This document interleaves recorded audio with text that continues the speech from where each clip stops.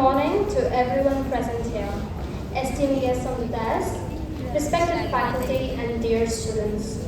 A warm welcome from the Department of Computer Science and the Department of Accounting and Finance at Ethiraj College for Women. I am Amatullah and I am absolutely delighted and honored to be your Master of Ceremony today. I am glad you all could make it here today for our international conference on future of finance, blockchain and market innovations. Thanks to technology, the future of finance today is filled with opportunities.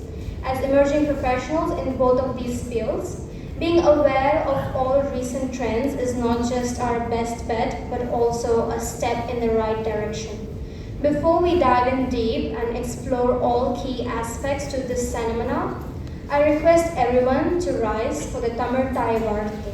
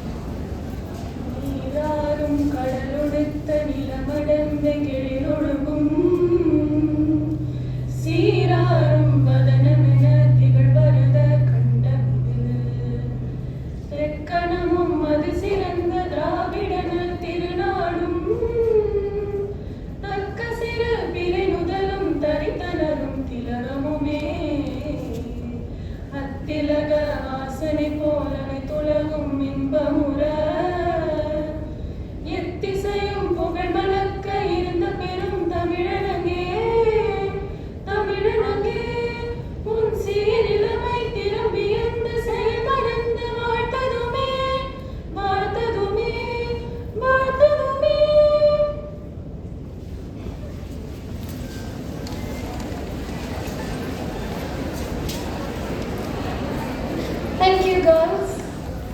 Flowers are a way of welcome and expression of deep gratitude and respect. Please accept them as a token of our heartfelt appreciation for taking the time out of your busy schedules to be with us today.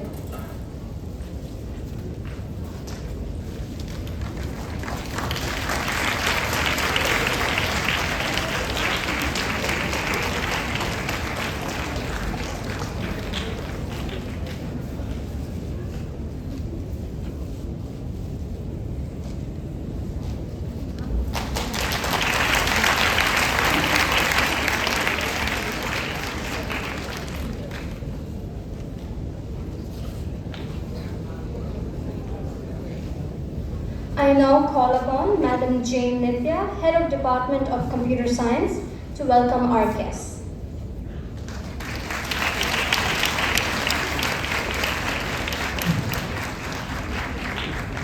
Good morning, everyone. It's truly an honor to stand before you today as we gather for the conference titled Future of Finance, Blockchain and Market Innovations. A warm welcome to each and every one of you. This conference holds special significance as it brings together finance and technology by providing a platform for sharing knowledge, fostering collaborations, and exploring the latest advancements. It is a momentous occasion where minds converge, ideas are exchanged, and innovations are born. I would like to extend our deepest gratitude to our chief guest, Dr. Sanjay Tyagi, Jurisdictional Director, Software Technology Branch of India,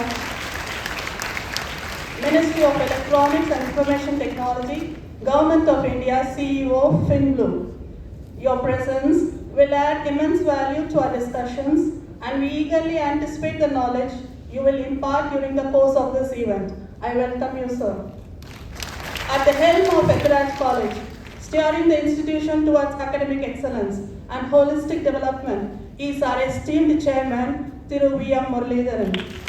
A visionary leader with an unwavering commitment to education has played a pivotal role in shaping the trajectory of our college.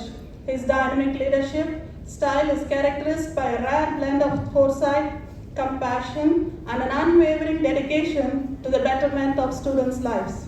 His notable contributions has been the implementation of innovative programs that bridge the gap between traditional education and the demands of the contemporary world. I welcome you, sir. At the heart of our college, serving as the guiding force and educational steward, is our esteemed principal with a profound dedication to academic excellence and a passion for fostering and nurturing learning environment, stands as a beacon of leadership within our college community. I welcome you, ma'am.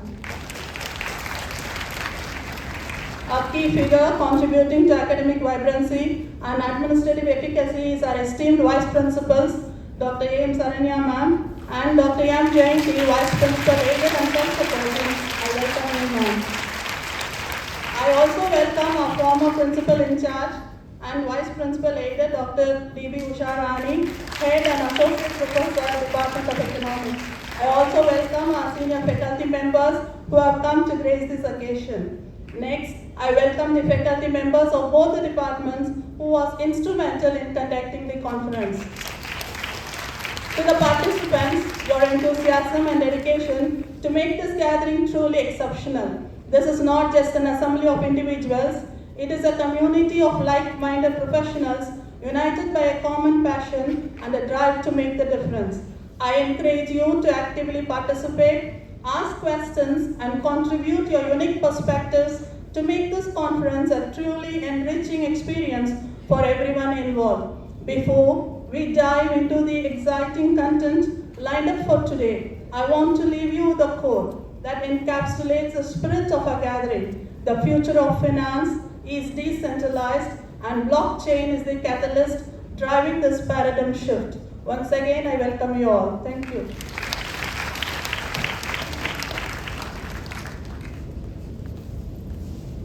Thank you, Madam. I now invite Madam Durga Devi, Assistant Professor, Department of Computer Science, to give us an overview of today's conference. Good morning to one and all present here.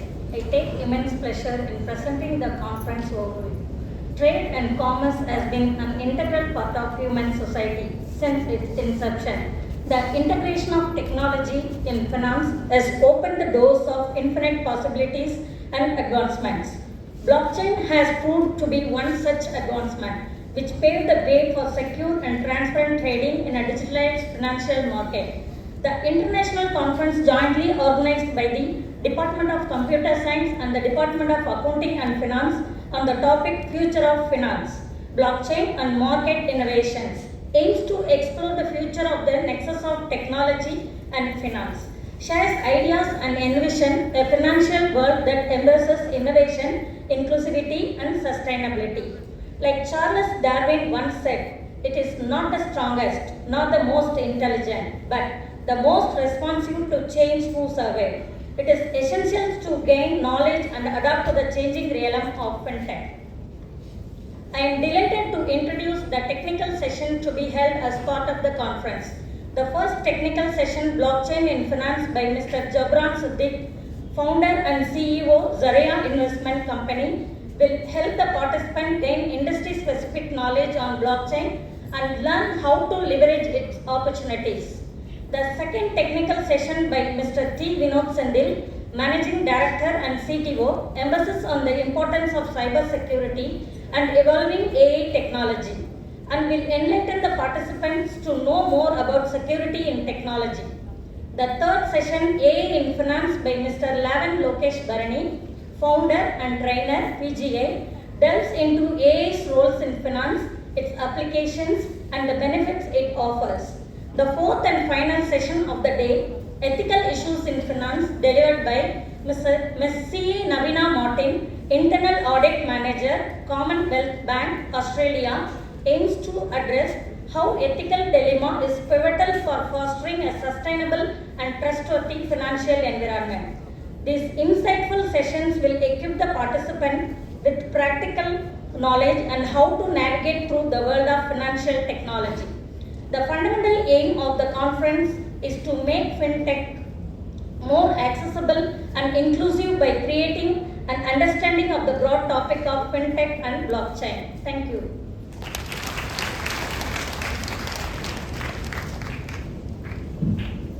Thank you, Madam, for giving us a bird's eye view of what to expect today. Ladies and gentlemen, let us now watch an audio-visual presentation introducing our expert panel of guests.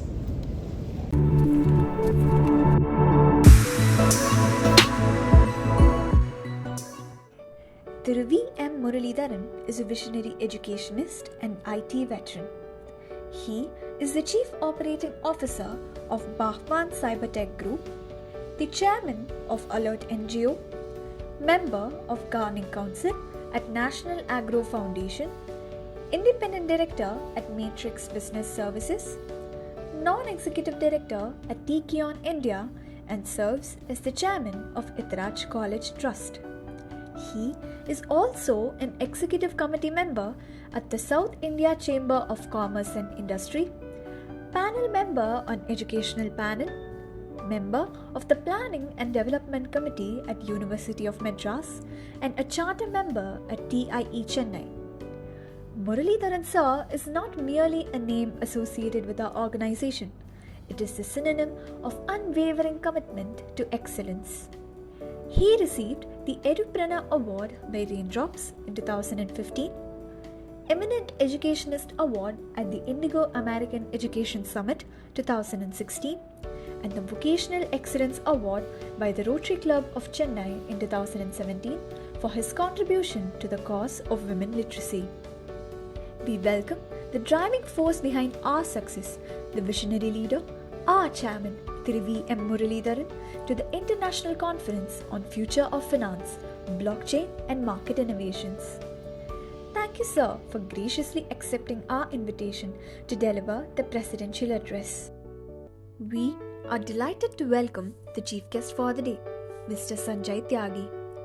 Mr. Sanjay Tyagi is a prominent personality in the field of information technology. He is one of the jurisdictional directors of Software Technology Parks of India and is the CEO of FinBlue, an initiative by STPI Chennai to help provide resources such as mentoring, technology support, and funding for fintech startups.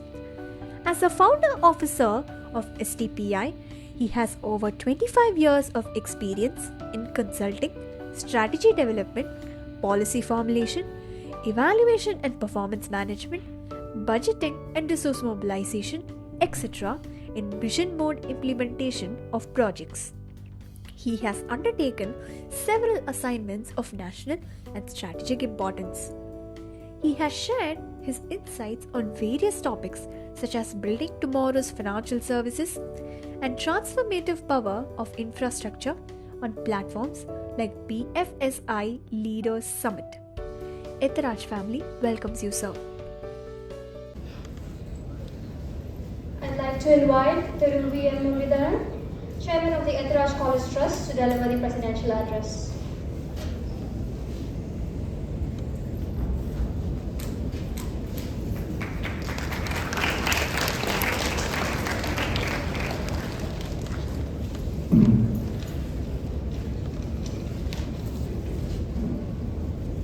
A very good morning to all of you. Good morning, sir. In fact, I'm extremely glad that my dear friend Dr. Sanjay Tyagi is here today with us for many reasons. One is he has been a driving force, especially in the information technology space in Tamil Nadu for a long time, more than a decade, and he's been the director of STPI handling for the region, and it's seen a phenomenal growth in the last decade or so, 12 years I think, that you have been here. So a person of that stature. The second thing is this region has been identified for the specialization for fintech, and Dr. Tyagi heads the FinBlue initiative as a CEO. So he is the most apt person that we could have got here today for this international conference, and my heartfelt welcome to you, sir. Thank you very much, Doctor. And of course, we have Dr. Uma Gauri, our Principal and Secretary, who's been guiding all of you. Dr. A.S. Saranya, Vice Principal. And interestingly, I find Dr. Jayanti, who is part of this initiative, is quietly sitting there. Vice Principal and the head of the Department of Accounting and Finance. And Ms. Jane Nitya, Tanviran of this conference. Ms. Durga Devi, Treasurer, and Assistant Professor of the Department of Computer Science, and Ms. Mahashri, the Organizing Secretary.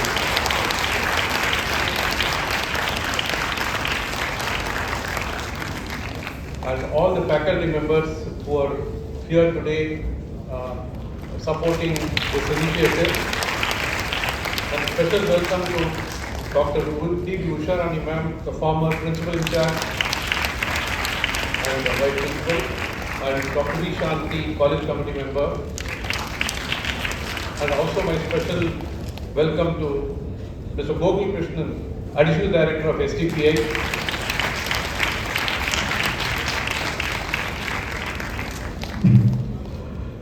In fact, there's going to be a lot of technical content that's going to be talked to you today. Of course, I come from the same industry, the information technology industry. But I thought I'll probably set the platform with some type of my personal experience as to how it's evolved over the last 40 years or so. In fact, much earlier, even when I was in the younger days in school.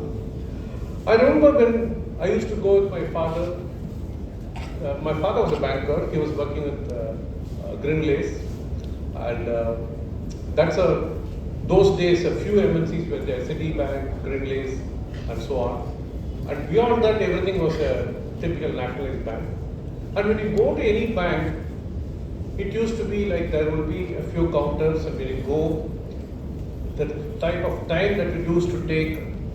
And again, when you go to a particular counter, they would probably take one ledger, try to find out in your page how much you have. It's a long process. From there, and it used to be a little bit of a drudgery. Then I remember in the early 80s, mid 80s rather, I got into the industry as a professional. And in Chennai, those days, the first ever time there was this Dr. C. Rangarajan committee, which had, arrived at the thing that yes, there should be some type of automation in banks. And what did this mean? I used to go to a branch of Indian Bank in Mount Road, and there used to be one box. It would be a computer, but not allowed to do anything else except the transaction. So, for example, there will be one counter where 0 to 500 accounts, the next one 501 to 1000 or something like that, and they will have those accounts details there. Instead of going to a ledger, they can see that there. So you will see the counter, go to a particular counter, tell your number is 2252, they will look at it, they will enter, they will do the whole process and give it to you. At the end of the day, 2 o'clock, all the machines will take the floppies out, put it in one particular computer, consolidate it, then the branch manager will look at the whole thing. He will have a data, the general ledger for the day book will be completed. That was an awesome development from looking at the Chandragupta type of book that they had to move to automation. But that looked a great innovation. Then cut some more time, then the local area networks came. So what happened was within the branch, all the computers could be connected. So you didn't have to go to one counter. If there's a counter which doesn't have people, you can go there. For the entire branch, there will be one network from which you can use the facility, any counter. Then came the next one around what they call anywhere banking. And gradually it came to core banking system where any bank at the central level had one database. So any bank branch you can go and transact for any account. It's a huge development over a period of time. But all that is good, but the last decade or so, it's transformed so much. In fact, till this moment, what I was talking about, it was all about managing your account, savings bank or current bank and fixed deposits. Now the expectation is very different. If I look at all of you, anywhere between 18 to 23, 22, whatever it is, I don't think you would have even seen a branch. You would have virtually got your accounts opened, you would have virtually transacted money. Today, I mean, like world over, you can transact money without going to a single location. In fact, the new age banks that we call came up without any physical branch. In fact, today, the cost of managing when you go to a branch is much higher than digital banking. So the banks discourage you to come to the branch because they don't want to employ people to manage you. They want it to be all automated. So in that context, if you look at it, it is moved from a physical money management to an experience. It's now the experience that you have in terms of how delightful it is when you transact anything. Thankfully, our country, especially during COVID, raced past China in the way digital payments evolved. Not thanks to you, me, or the educated. It's because of that flower vendor or the grocery shop vendor on the street who had this placard with a QR code saying, do you use Paytm? Pay me through Paytm. Pay me through GPay. Who? The so-called, what we perceive as illiterate, they absorbed the technology. So what it means is from virtually counters where we used to go and transact, we moved to a stage where we simply transact everything digitally. And in that context, if you look at it, the innovations are making life very easy for all of us. I mean, you just don't have to even bother to move away from your home or your office or your wherever you are. Right there on spot, you can transact money. So in that context, if you look at it, it is delightful, all right, but along with it comes what is called a security issue. We hear about so much of cyber security issues, scams where people fool you, take your information, and then withdraw money from your account. Because as much as a lock is made, there is always a person who knows how to unlock it, the hackers, all these people. So even yesterday, day before, we saw how there was news that people in Virudhunagar or somewhere, people have lost money, and they found that there's a huge racket of having a setup of about 15-20 computers sitting in Coimbatore, and that guy says, no, I have a boss somewhere in Gurgaon or Delhi or wherever it is. It's a parallel thing which happens because when things are available, then somebody tries to find out as to how I can crack it. I mean, if we had a locker or if we have a bank, even there it was possible to, siphon out without your knowledge if you are not very conscious about how much money you have in your bank. You may suddenly find somebody has pilfered money because you didn't even know how much you held. So the same thing holds good here. But in that context, today banks are no more just banks. It's a very different concept. If I can say so, about 7-8 years back, for the first time ever, there was all these car companies were evolving into doing better and better cars. And a company came out with an autonomous car or a driverless car. The first concept of a driverless car. Whom did you think got it? The Hondas, the BMWs, the Mercedes, all these people were all working on something.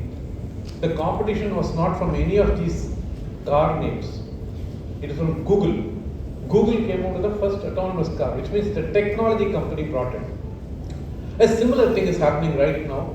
In fact, I would, Dr. Tyagi will agree with me the FinBlue, the fintech companies, or the finance as a service companies are not essentially banks. Banks have to evolve and do many other things, but these big companies do those things much better than the banks. They give you some delightful experience in terms of how to increase your wealth, how to manage so many other things. So, where all of you have a major role, the people who have done BCom and the people who have done MCA, all of you, like in medical industry, it is now no more just the MBBS or the MD that matters. The first thing a doctor has to know is how to use the equipment, how to use the reports of the gadgets.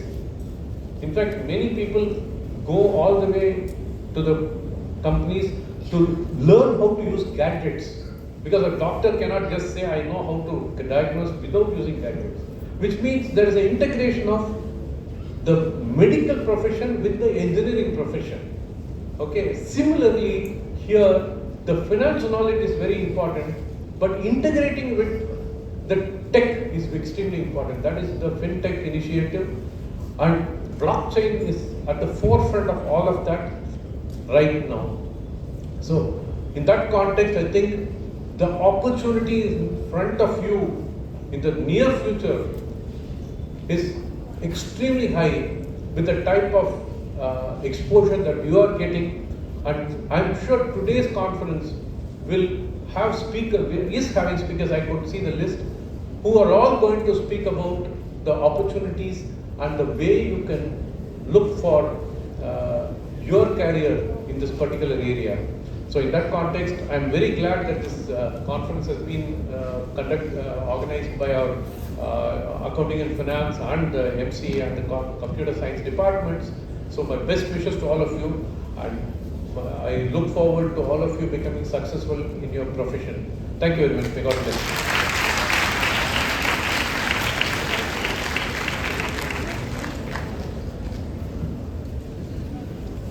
Thank you, sir, for that profound and thought-provoking speech. I request Madam Principal, Dr. S. Umagauri, to come forward for the felicitations.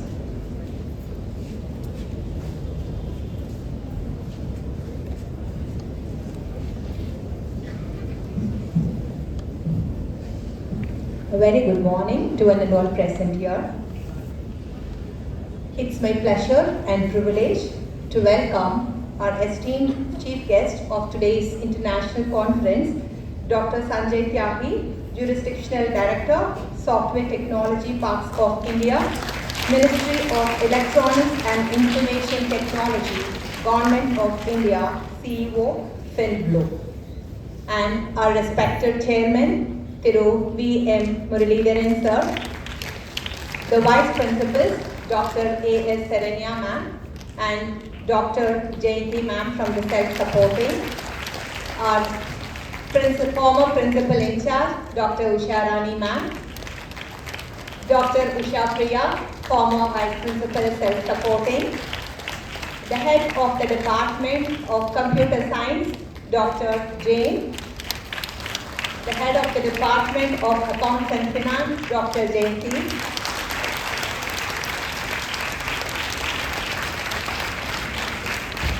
the convener of this international conference, the treasurer, Ms. V. Durga Devi, the organizing secretary, Ms. R. Mahashri from the Department of Accounts and Finance, all the senior faculty members who have come here from various departments, the delegates who have come from various institutions from a city and other places, and my dear students. I sincerely and cordially welcome all of you for this international conference, which has got an interdisciplinary with accounts and finance and information technology. As our chairman represented, I think this is the need of the hour. Any subject blended or collaborated or integrated with information technology is need of the hour for any branch of undergraduation, post-graduation, and in fact in terms of research. At this juncture, I would like to introduce the departments of Computer Science and Accounts and Finance and felicitate them. The Department of Computer Science offers students a strong foundation in various disciplines, enabling them to excel in the dynamic world of technology. The curriculum in the Department of Computer Science is designed to instill a profound understanding of core programming languages, and the students are exposed to advanced concepts in this field. Since inception in the year 1992, the Department of Computer Science focuses on hands-on learning experience and an extensive network of professionals to prepare students for the digital age. The department takes pride in the successful placement of its students in renowned companies such as Deloitte, Wipro, HCL, Citibank, Odisha, RBS, CTS, Infosys, TCS, and so on. And coming to the Department of Accounting and Finance, it was introduced during the year 2016 and 17 in the self-supporting stream. This course provides a comprehensive understanding of financial principles, allowing individuals to navigate complex area of business and economics. The knowledge imparted by this course aids in managing private finances as well as in contributing the organizational success, rendering it essential for both the personal and professional sides of life. This course, owing to its versatile nature, also serves as a gateway to diverse career paths such as CA, CMA, ACS, MBA, etc. This course is not merely a study of numbers. It is an investment in economic literacy and financial proficiency. This BCom Accounting and Finance also boasts a remarkable placement record with its students getting placed in eminent companies like Deloitte, Barclays, L&T, BNY Mellon, Cognizant, and many more. Transformative technologies are reshaping the financial markets, introducing new possibilities for transactions, data management, and trust. Among these technologies, blockchain has emerged as a prominent contender. The Department of Computer Science, along with the Department of Accounting and Finance of Ethiraj College for Women, aims to explore the transformative nature of blockchain and delve into groundbreaking technologies that are poised to reshape the financial landscape through a conference which is titled on Future of Finance, Blockchain and Market Innovations. And this conference will definitely serve as a platform for exploring emerging trends at the intersection of finance and technology. This collaborative event invites participants to envision and engage in discussions that have the potential to reshape the future of finance by examining the transformative power of blockchain and what lies ahead. This event invites participants to engage in discussions that could shape the future landscape of finance. At this time, I would like to present my best wishes and heartiest congratulations to both the department, the convener, the organizing secretaries, and all the student faculty and the student members who have taken initiative to organize this international conference, which will definitely have a very good home take message to all the students, and I'm sure, and once again I cordially welcome all of you and all the delegates for this international conference. Thank you.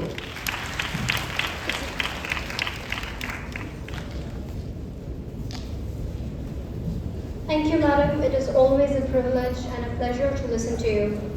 The finance landscape is a very volatile place, but it can also be a very rewarding one. Newer online platforms to invest not just for private equity firms, but also individuals like you and me ensures a win-win situation for all. Before I give away too much, let me welcome our chief guest, Dr. Sanjay Tyagi, who is the Jurisdictional Director of STPI, Ministry of Electronics and Information Technology in Government of India. He is also the CEO of FinBlue. I heartily welcome you, sir, to give us a ringside view of the field and tell us what is in store for us.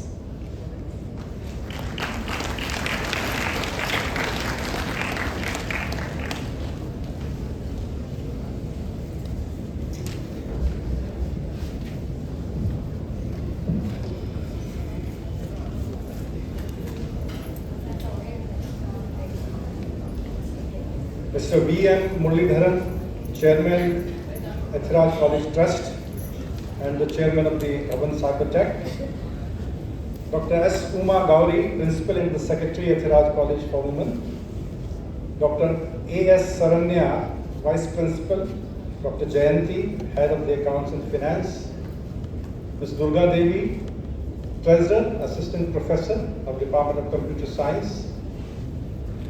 Ms. K. Jain Nitya, Convener of the International Conference, Department of Computer Science. And Ms. R. Mahashri, Organizing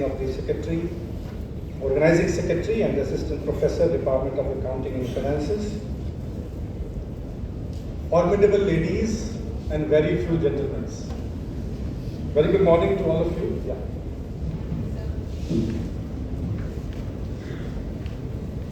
It's a pleasure for me to be present at this inaugural ceremony of this international conference on future of finance, blockchain, and market innovations. I'm very glad to see at the outset that an interdisciplinary conference is being organized. IT is an enabler. It means the problem statement has to come from somewhere. And you have brought the Department of Accounting and Finance with the computer science, where one will provide the problem statement and the another will provide the solution. So that is the whole concept. That is why your leaders have thought of doing this interdisciplinary conference. And during the course of the conference, you will be going through all the technology innovations which has happened in the field of the finance and the accountants. When Mr. Muralidharan invited me for this conference, I have become a little selfish. I thought not only I should be able to give you the perspective of this industry, but what we have done so far in the last 35 years, you should know. And then only you will be able to plan for the course of action for your own future. You both are a very important part of this journey. As I told, the accounting in the services, accounting in the financial department can provide the problem statement. And what type of the problem statement has come out with the growth of the banking system in this country, that has been discussed by Murali very shortly. So I would like to take you through with this a small presentation which will tell you that how this whole thing has started in this country, how the IT industry, IT services industry, how the financial services industry have actually taken, the master seat in the entire world, and we are the people who are providing the solution to the entire world. And that's why I have given the title of my presentation, The Growth Story of FinTech. Next, please. So the organization which I represent, that is known as Software Technology Parks of India, from where this concept has come. In those times, our Prime Minister had visited US and they have visited their science parks, where it is first time their defense projects have been outsourced to the industry. And because of the strategic importance of those projects, the industry have been asked to come and operate from the campus of the defense institutions. And that these are being called as science parks over there. So the concept of the setting up the software technology parks in India has come from there, where it is first time that the IT industry have been involved for providing the solution to the defense institution in US. We had certain compulsion in India. Probably we were not having such type of facilities which is required for the IT industry. And that is why this department has taken a birth in this country, where the software technology parks have been formed as a special purpose vehicle to facilitate the IT industry, exporting industry, and domestic industry as well. in India. So this whole thing has started when the economic liberalization has happened in India. You all know that in 1991, no, you may not be knowing, you are too young to know. It is in 1991, economic liberalization has started in this country. That is the first time we started inviting the investment in our country. And we thought that let us open our door for the investment into the IT as well. So for the IT industry, all this economic liberalization have manifested through STPI. So that is the importance of this organization, that we were the front runner, we were the people who implemented the economic liberalization, the foreign trade policy, and all those incentives which has been planned by the government of India to provide to the IT industry. And that's why we say that we were the front end for the implementation of these schemes. The another important aspect in those times was the data communication connectivity. Today, you all have smartphones in your hand. You have unlimited bandwidth available to you. But remember, in those days, we were having only DOT, telephone lines, which was having only 23 kbps speed, and that was the only bandwidth which was available for providing the connectivity to all the IT exporting industry, which was not enough. So it is the first time a regulatory body, a government body, have been asked to take the responsibility of facilitating them in terms of providing the data communication connectivity as well. And we have been given a special dispensation to set up the international gateway to provide the data communication connectivity. Because without the data communication connectivity, it was very difficult for the IT industry to export their services, export their software from here to US. Because the maximum consumption was in US as only. So that is the job which we have given to us, and that we have successfully implemented till 2004-5, when the liberalization has happened and you started having Airtel, Reliance, Bharti, and so many players now who provides you it is pre-liberalization, pre-licensing Raj, whatever you call it, where the private players were not allowed to come into the telecom services. It was in those times when STPI have provided hand-holding to IT exporting industry from 1991 to till 2006, when these people started implementing, rolling out their bandwidth into this country. The another important aspect was the nurturing of the entrepreneurship. When anybody will come and wanted to test their idea into a controlled environment, we thought why we should not provide them an incubation facility where they have all the computing facility at one location, they have the datacom facility at one location, they have plug and play facility, they have the mentors available for them to nurture them and to guide them and that is why we created the incubation facility in those days in 1991, where the entrepreneurs have started their journey from our campuses. And then we thought that it is the academia which has to play a very important role. It has always been academic institutions were very, very important from the day one, and even today, the academic institutions are very, very relevant for us, and we feel that the interface of the industry, academia, and the government is very, very important, and we are very proud to facilitate this relationship between the academia, industry, and the government. Next, please. So these are the key achievements. What has happened? What STPI have done in the last 30 years? We have accelerated the growth of the software exports. When we facilitated, we created the infrastructure, we created the facility for them, incentives, we accelerated the growth of the software export. In turn, it has accelerated the employment generation in the country.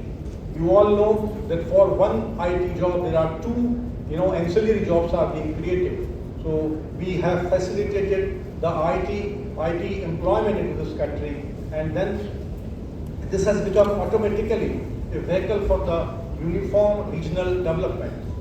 One IT professional work in 70 to 80 square feet area, but he lives in a 1500 square feet area. We travel to the office in a car or on a bike. So this whole thing has resulted in a uniform regional development where the government was, suddenly become very active in facilitating this industry to grow, and they started creating the IT parks. They started making, good urban locations for them to live, and they started making good roads for them to travel. So this has resulted in a uniform regional development for the entire country. Wherever the IT industry has gone, they have brought the growth into that region, and that's why this is the highest, growing country in this region. And along with this whole exercise in last 30 years, there is a lot of capacity building which has happened. When we all have started, we were only the employees of the startups. We were working for them, and then in 30 years, we have become the veteran like Mr. Muralidharan, who can now create a company, who can himself become an entrepreneur, who have such a vast experience. 40 years before, we were not having the people like him. So that is the capacity building which has happened. We are having a skilled force in this country now. We are having the people who know all the languages. We are having the people who have the best of the bandwidth available to them. And that is why I say that the sky is the limit for you people. You people have come in a different time, and you are a privileged people. And that is why this is the whole purpose of giving this presentation to you, that you should know how much privileged you are and how much, comfortable and facilitated you are to provide a solution to every problem which can come in front of you. Next please. So these are the numbers which we have brought now. There are 227 billion industry, IT industry, if I include the exporting and the domestic industry, out of which 150 billion is the exporting industry, and 105 billion export is happening through the STPI umbrella, and we are having some 5,000 companies under the umbrella of STPI, which has grown from very small to big, and now they are contributing a lot in terms of creating the foreign exchange for the country, and as well as creating the employment for the country. Next please. So what is the trend? So IT services, we have become an IT services nation, and we are very proud to say that 62% of the exports which is happening is the IT services, and we have captured 56% of the IT services outsourcing of the world today. That is the achievement which we have made in last. You people have made, the IT industry have made. 56% of the IT services job have been captured by India. We are into the software product also. We are making stride in making the software product. We 28% of the BPO services and the 7% of the engineering services. So we are everywhere. If anybody in the world into the IT services, and if they don't have an office in India, I think they are not serious enough to do the IT services business. So that is the achievement of this country, that we have achieved this much. Next please. What are the destination? 56% the export is going to the USA, 16% is going to the Europe, and 14% is going to the UK, and rest you can see. So still we are highly depending upon the growth of the IT industry in US. They are mostly focused in US, and that is the major export destination, and that is why all the majors of the US multinationals are present in India, because they found that that is the most suitable place for their growth of the offshore development center. Next please. So this is the combination again, that there are 83% companies are MSMEs, small companies, which are contributing to 30% of the export, and there are 17% of the MNC, multinational companies, which are contributing 70% of the growth, and that is where the opportunity is. All these 83% MSME, when they will grow, they will become big, and they will start contributing as these 17% will do. How much growth will happen in our country. So there is a lot of scope for us to hard work, and catch up with the multinational, and all the MSMEs has to be accelerated. I'm of the very strong view that whatever the incentive has to be given, it should be given to the small and medium entrepreneur and to the startups to grow. And that is why this is the right time for everybody to become an entrepreneur, to become a startup. I will come back to the startup ecosystem as well to you after this. Next please. So this whole journey has started in 91, and in the first decade we were only sending our people abroad. We were only sending our people over there. It was an on-site consultancy. You can see that 80% of our people were working over there at the doorstep of the customer in USA, and only 20% were over here. But due to our hard work, due to the government hard work of creating the state-of-the-art infrastructure, bringing the best of the policies in place, we are able to reverse this trend in the next decade. And you can see then it has become 80% to 20%. 80% companies started working over here. The on-site have reduced to only 20%. And we not only able to provide the services, but we had started providing technology solutions to them. We were having more stakes in the projects which we were implementing for the world. And now this whole thing has totally been reversed. 90% people are working in India, 90% companies are working in India, and only the 10% people are working on the on-site, and we have become their partner. We are not only able to own their project, but we are now providing innovative solutions to them. They discuss with us and then they create the product. That is what we do now. So there is a huge growth which has happened, and this is the strength of the IT industry, and that is the time when you people are going to enter into this industry. Next please.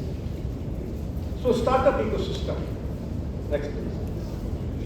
So this is the first flywheel. The first flywheel was the IT services flywheel, which has brought us this far, which has made us a $227 billion industry, which has given us a $150 billion US export, and the 4.78 million direct jobs which has created. So this is the first flywheel which has been led by the HCL, Infosys, Wipro, Tata, Cognizant, Bhavan Cybertech, and then there are many other companies which has led this movement. This first flywheel has brought us over here. But if we have to become a $5 trillion economy, we have to find out new flywheels. And this startup ecosystem is the new flywheel through which we will become a $5 trillion economy in this country.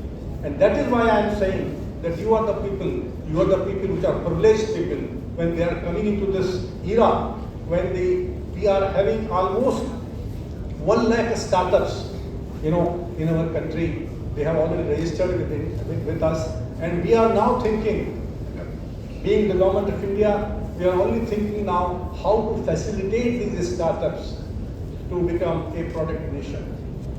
So if we have earned the distinction of becoming an IT services nation in last 30 years, now I want to become a product nation as well. And why I am saying this, when I spoken to you about the capacity building, now we have done that capacity building, and the best capacity building which we have done is the aspirational capacity building. Now we have the people who have the aspirations to become the entrepreneur, because they have the examples in front of them. They have seen the success of this industry, and they have worked for the IT industry.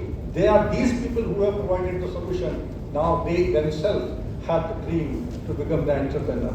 And that is why this is the new flywheel which is emerging, which will be able to create, employment of 3.25 million, and the investment of $500 billion will come to them, and we will have some 30 million SME will be uplifted through this startup ecosystem.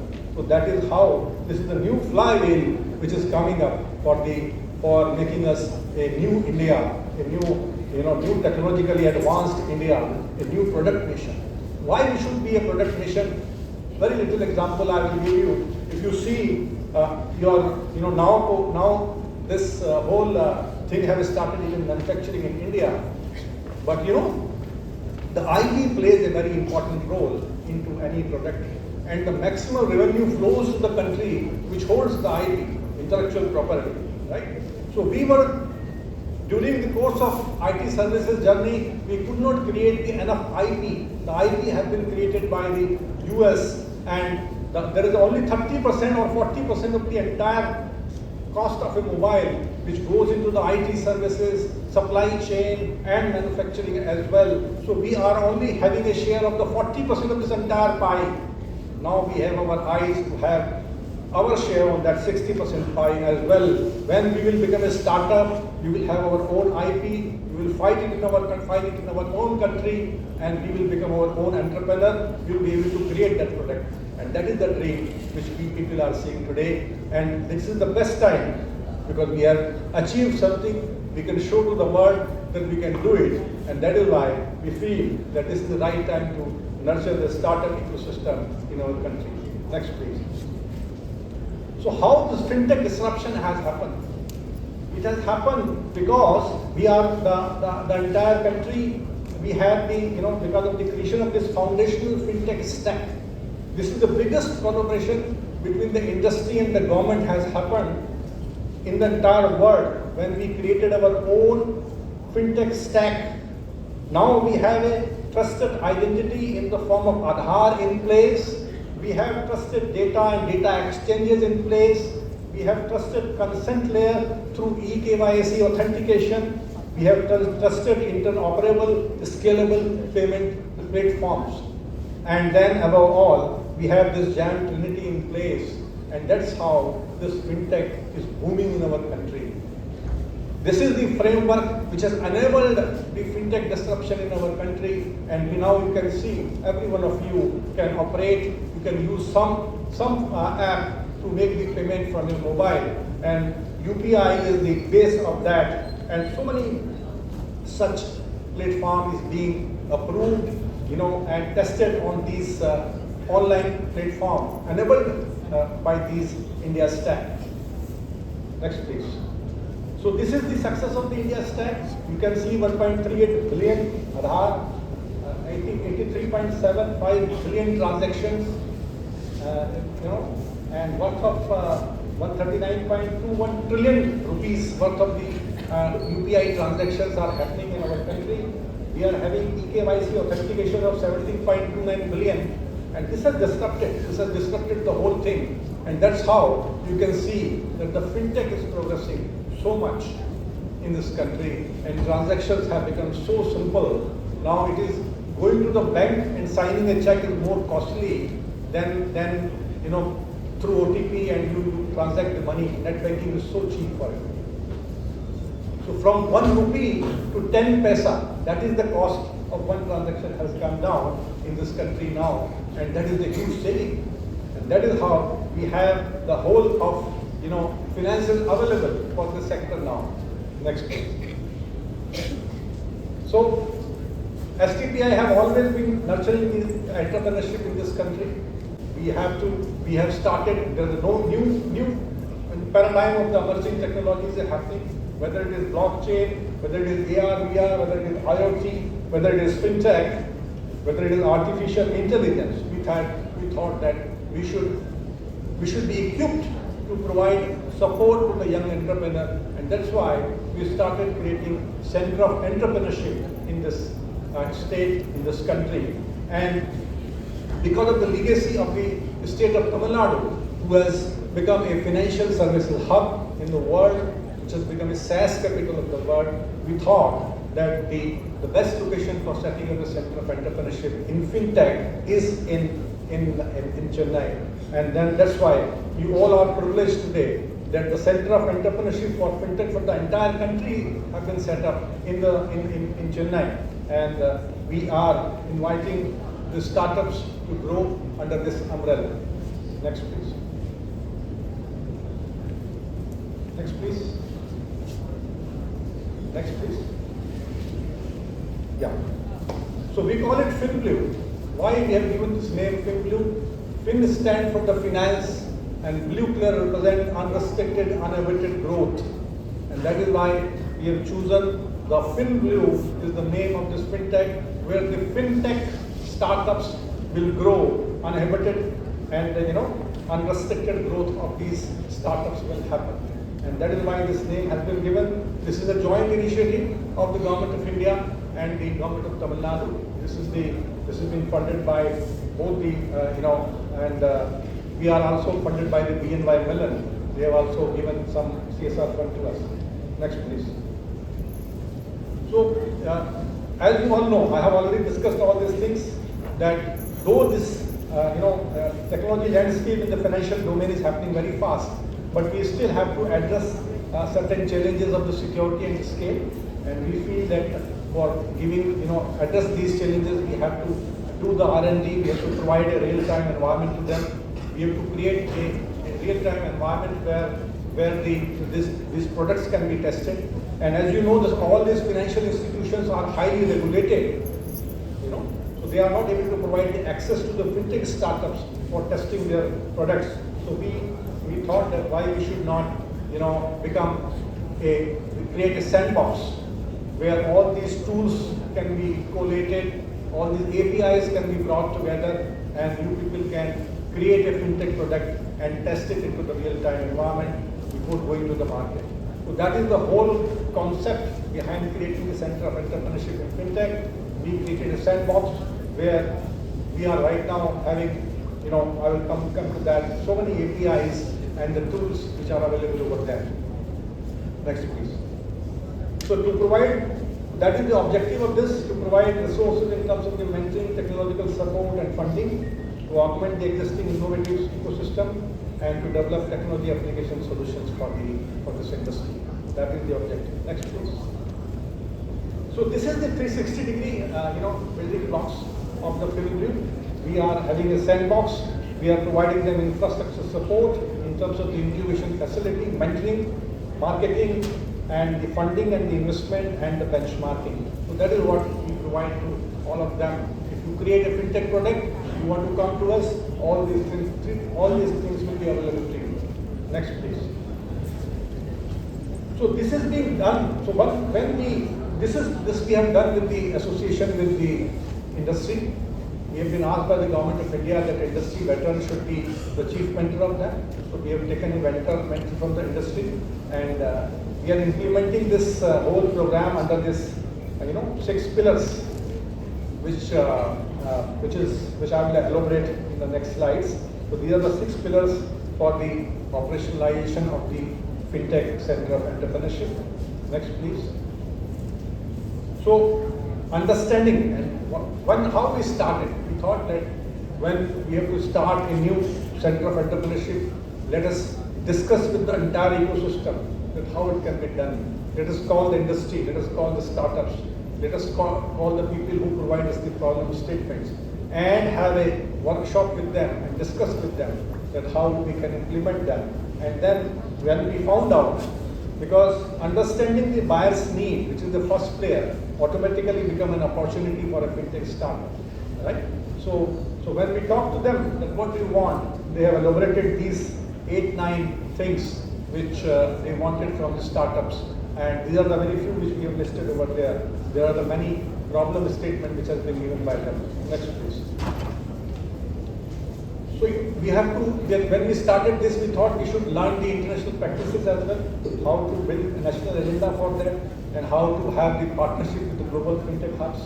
And there are, there is a global fintech hub index which has been developed, which comprises of these, 6 factors: new financial sector, digitalization of the traditional financial sector, fintech adoption rate, macroeconomic factor, R&D and policy and procedure. So by understanding this index, we came to know that these are the 6 factors which we have to improve upon.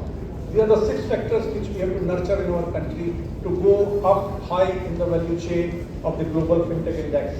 And then what is the ecosystem of the global fintech hubs like us, like Barclays and Yes Bank and HSBC. So we are studying that. Next, please. So what are the funding framework should be? What are the 5 questions which are being asked by the venture capitalists for the startups when they go to them, and how we can prepare them for answering these questions? So this is also what we do for them. Next, please. And we do the benchmarking of those products as well. When you develop a product, how you should be able to, gain the confidence of the industry that these products are up to the mark and can be adopted by the industry or with the government as well. So we thought we should create a benchmarking, index where we will be able to benchmark you on the basis of the security, the reliability, performance and operations, so that your products can be, we call it FinBlue Startup Maturity Index, so that your product, when you make some product, it can be sold in the market very easily. Next please. And the policy and the technology framework, what are the requirements for the policy and technology framework for facilitating the IT industry? Next please. And the last but not the least, what is the mentoring and the training framework, how we will mentor you and how we will train you. So all these 6 pillars we are trying to develop under the Center of Entrepreneurship. We want that you should all utilize this knowledge which we have created. This creation of the knowledge has happened in the last 5 years, and we would be happy to share this to anybody or all of you who would like to become a fintech entrepreneur and want to come to us for taking the help of these facilities. Next please. So this is the so far we have 47 startups. They are having current valuation of the 1,295 crores, and they are generating IPs. 27 patents have been filed, 161 products have been made, 65 employment have been generated, 13 startups at MVP stage, and 14 startups at pre-revenue stage, and 20 startups at the growth rate. So these are the growth. This is the progress which we have made in last 4-5 years.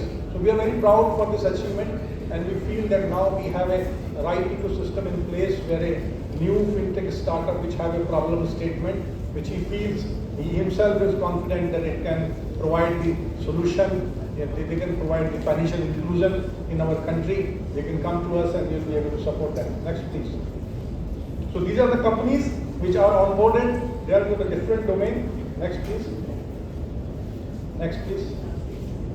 And these are the domain in which they are operating. They are into the wealth management. They are into the payment. They are into the so many areas which I am not even looking from there. And they are in the diverse field in which they are creating their products and they are being nurtured. Next please.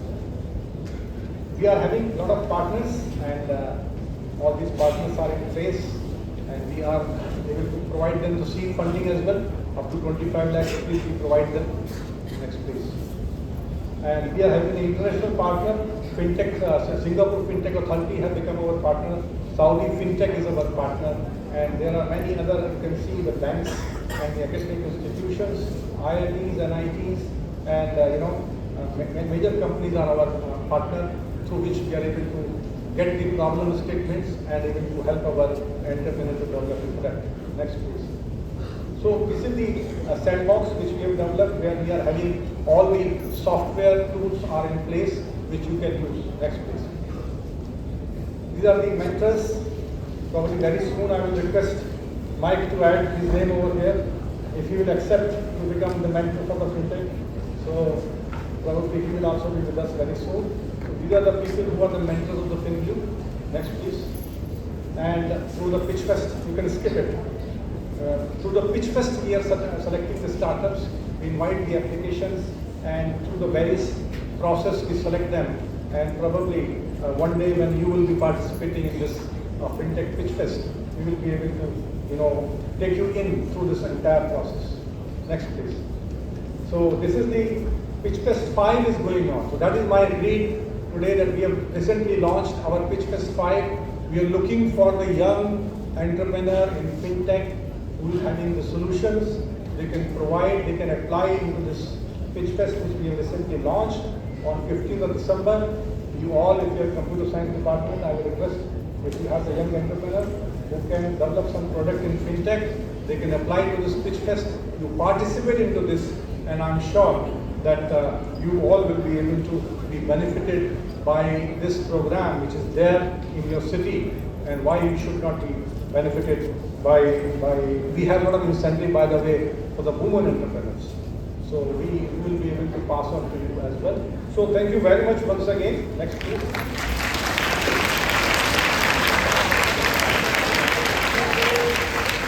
be a great experience for me. And this is the first time I am seeing so many women under one roof. And thank you very much for inviting me. And brave, you are all brave, and I want to see you become an entrepreneur. Thank you.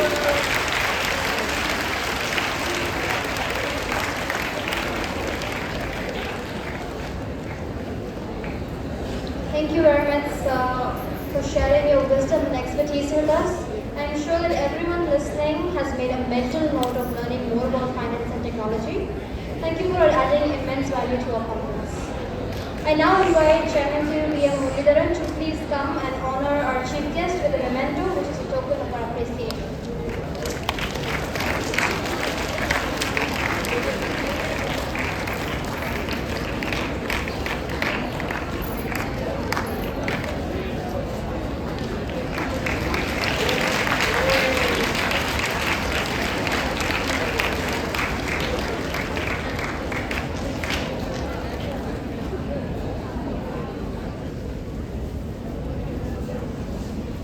Thank you, sir. I request Madam Vice Principal, Head of Accounting and Finance, self-supporting Dr. M. Jayanti to present the chairman with a memento.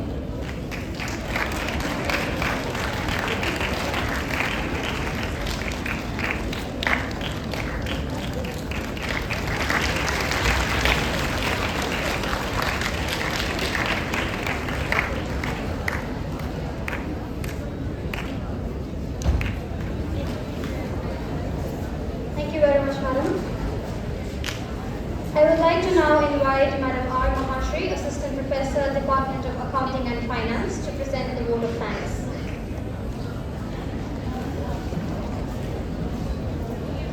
A very good morning to one and all present here. Feeling gratitude and not expressing it is like wrapping a present and not giving it. On behalf of the Department of Computer Science and the Department of Accounting and Finance, I deem it a great honor and privilege to propose vote of thanks on this memorable occasion. First of all, I am thankful to God Almighty for giving us courage and spirit to arrange this glorious event. His blessings has turned this event into a grand success. I take this opportunity to express my gratitude to our revered founder, Ethiraj.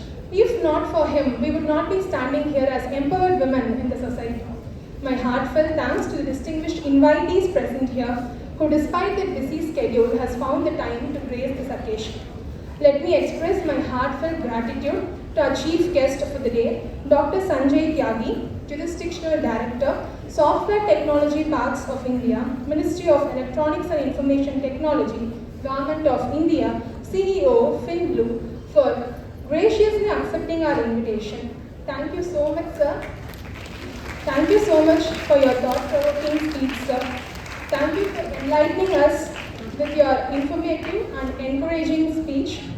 Thank you for the information about the startups, the aspirational ecosystem, and so many points which add value to the session. Thank you so much, sir. I'd like to thank the torchbearer of this event, our chairman, Sir V.M. Muralidharan, sir, for leading and inspiring us in working towards the goal of conducting this international conference. I place on record my deep sense of gratitude for delivering the presidential address and for being a backbone in all the activities of our college, sir. Thank you for being a huge support at all the times.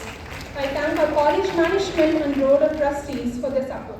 It's my privilege to thank all the distinguished speakers for the technical session for accepting our invitation. Technical Session 1, Blockchain and Finance by Mr. Jubran Siddiq, Founder and CEO of Daria Investment Company. Technical Session 2, Importance of Cybersecurity and Evolving AI Technology by Mr. Vinod Sendal, Managing Director and CTO, Infosec Chennai. Technical Session 3, AI in Finance by Mr. Lavan Lokesh Bharani, Founder and Trainer, PGI Chennai. And Technical Session 4, Ethical Issues in Finance by Ms. C.A. Navina Martins, Internal Audit Manager, Commonwealth Bank, Australia. We are looking forward for the intellectual deliberations during the session. My sincere gratitude to our Principal, Dr. Tirumali S. Umagauri Ma'am, and Vice Principal Aided, Dr. S. Saranya Ma'am, for their guidance and constant support. Thank you so much, Ma'am. I extend my heartfelt thanks to Dr. Tirumali D.B. Usharani Ma'am, a former Principal in Charge and Vice Principal Aided, Head Department of Economics Aided, and a former Vice Principal principal self-supporting Dr. Tirumati Usha Priya ma'am, Head Department of Bank Management, for their encouragement and support. My heartfelt thanks to the heads of various departments and faculty members for the valuable contribution, guidance and encouragement in all our efforts. An event like this cannot happen overnight. The wheels started rolling weeks ago. It requires planning and bird's eye for details. I would like to acknowledge the leaders behind this success, our beloved head of the department, Dr. Tirumati M. Jayanti ma'am, and Vice Principal Self-Supporting, and Head Department of Computer Science, Ms. Jane Nitya. Thank you so much, ma'am. Words are not sufficient to show the gratitude for your continuous support, guidance and advices which have greatly helped towards the success of this conference. Thank you so much, ma'am. I extend my thanks to the organizing committee and my colleagues for their contribution and support in organizing this conference. I'd like to take this opportunity to thank our title sponsor, Idayam, co-sponsor A&M classes, certificate sponsor Urvika, memento sponsor IDP, refreshment sponsor Adams Engineering and Projects, stationery sponsor Sita Raman & Co. I express my gratitude to all the sponsoring organizations whose wholehearted support has made this conference a reality. The synergy of our department would not be complete without the energy and enthusiastic support of our students. I thank our young and talented student volunteers who have worked round the clock for the past few days. I owe special gratitude to the non-teaching staff who have worked hard to ensure that this occasion becomes a memorable success. A special mention to Mr. Amudan for the printing work and Mr. Vijay for the technical support. I thank all the good hearts who work behind the screen. Last but not least, I thank all the participants from other colleges for enthusiastically registering for the conference. We look forward to have a great conference. Let's together make it a grand success. I wish you all a very happy learning. Thank you all once again for your attention. Thank you.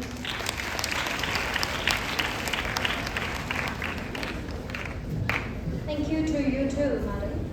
I request everyone to please rise for the call-in song.